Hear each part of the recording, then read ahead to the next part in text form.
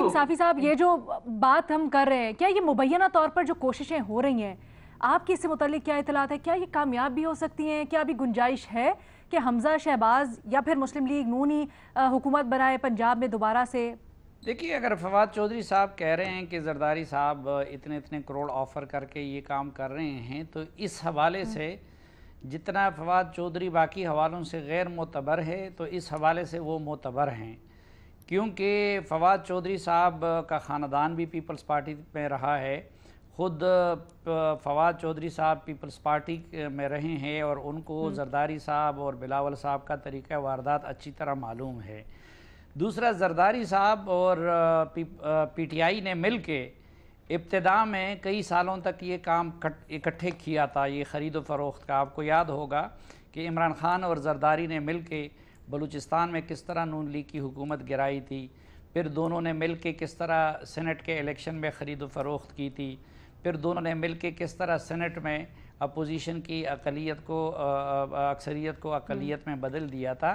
तो पीटीआई और peoples party या जरदारी और इमरान ख़ान चूँकि माजी में मिल के ये काम कर चुके हैं, तो इसलिए उनको तजुर्बा है और इस हवाले से उनकी गवाही को मोतबर मानना चाहिए और उनकी गवाही मोतबर है।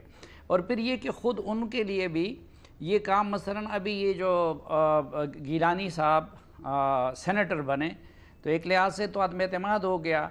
और इमरान ख़ान साहब गए और उधर न्यूट्रल के पास रोना धोना किया, रोए नहीं, बाकी सब कुछ किया। क्या अभी भी गुंजाइश तो फिर उनके लिए क्या अभी भी गुंजाइश है नून लीग जीत जाए? मेरी बात सुने, और अगर वो जीत भी गई तो क्या नहीं, मेरी बात सुने पूरी कि नहीं, मैं तो पहले इसकी बात कि नून लीग को न ये काम करना चाहिए, ये इंतहाई शर्मनाक काम है। और नून लीग को बड़े आराम के साथ, अब जिस तरह नतीजा तस्लीम किया था, तो इसी तरह हुकूमत नून लीग को पीटीआई के सपुर्द करना चाहिए। वो परवेज़ इलाही को वज़ीर आला बनाते हैं या किसी और को। अगर अखलाकियात का सियासत से कोई सरोकार रह गया है, अगर है तो नहीं, तो फिर तो नून लीग को चाहिए कि वो ये काम करे।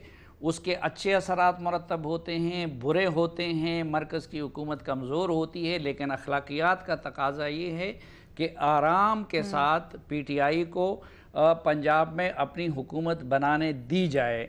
लेकिन मैं ये अर्ज़ कर रहा था कि चूँकि उस वक़्त फिर कुछ MNAs को अगवा किया गया, कुछ MNAs को यहाँ पे कमरों में बंद करवाया गया और इमरान ख़ान साहब को एतमाद का वोट जबरन दिलवाया गया, तो वो ये चीज़ें देख चुके हैं।